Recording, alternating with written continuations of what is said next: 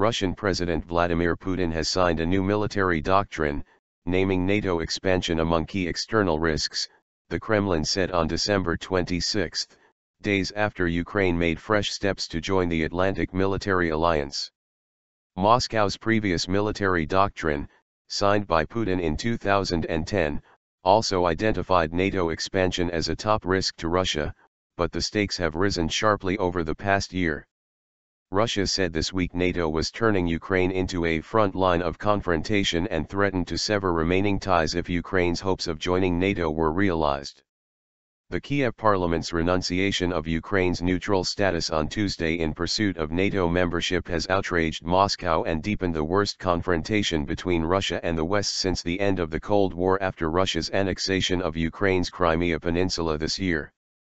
NATO has already boosted its military presence in Eastern Europe this year, saying it has evidence that Russia orchestrated and armed a pro-Russian rebellion in eastern Ukraine that followed the overthrow of a Kremlin-backed president in Kiev. Moscow denies supporting the rebellion, and is currently trying, along with Kiev and the rebels, to renew efforts to find a political solution to the crisis in eastern Ukraine.